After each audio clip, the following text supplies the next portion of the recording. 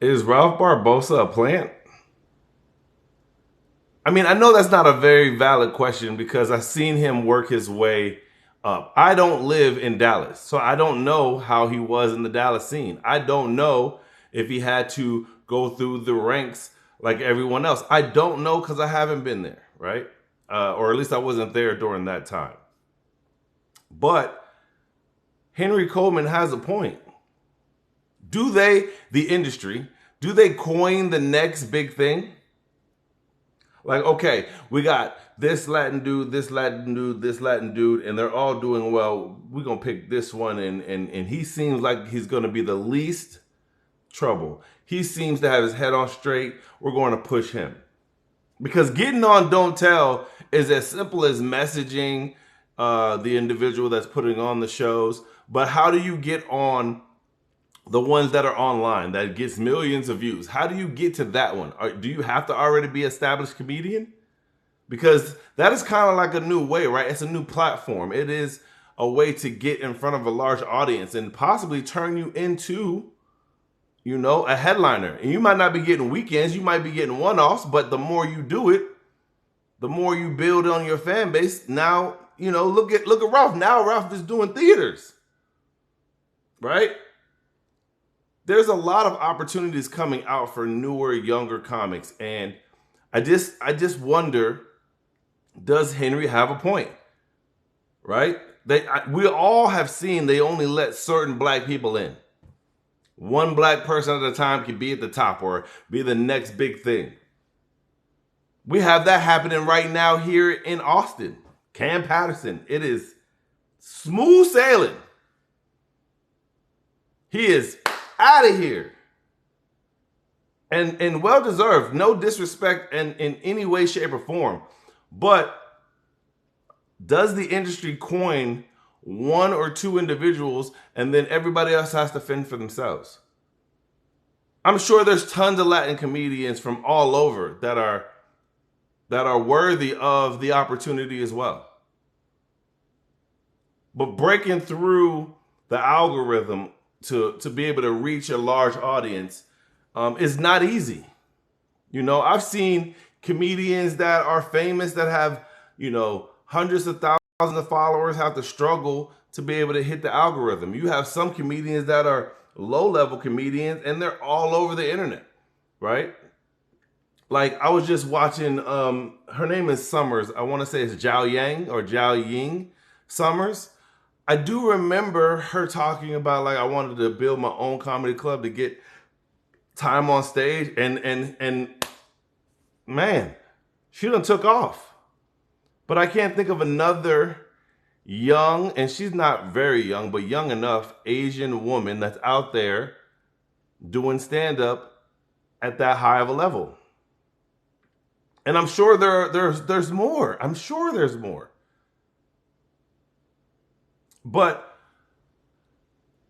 sometimes that can be discouraging because you're like, well, they already got their one, right? And I might as well just, go with the flow instead of being like, how can I now break through the algorithm or break through the ranks without having that machine behind you? On that same podcast, Henry Coleman was talking about how, and go check that podcast out if you haven't. I don't know the name of it. I just came across it because I saw Henry.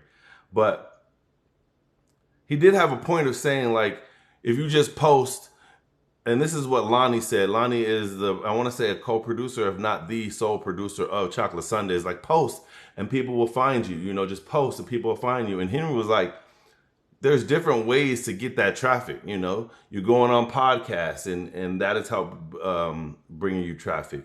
You're putting money behind your posts and that's helping you get traffic. And I know Henry's from the older machine, as like, we give you opportunities, we put you in front of audiences and you just be funny and everything else falls into place. And I know that we're not there anymore.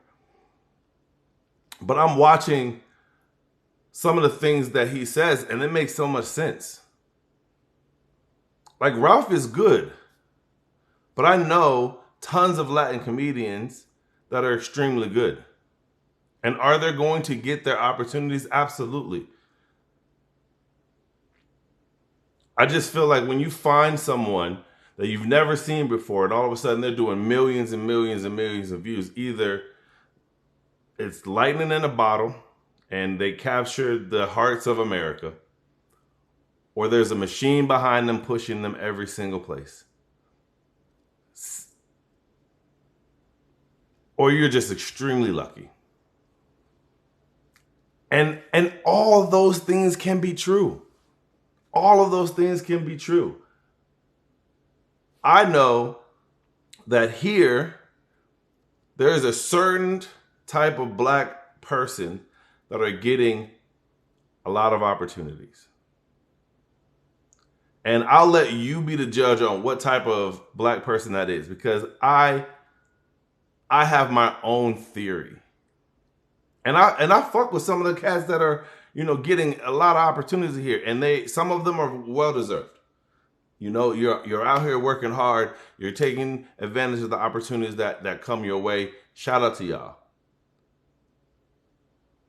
But there is a certain type that the industry looks for. Whether you're black, white, Mexican, Asian. Like, who's the next big Asian person? Joe Coy has that shit sold up.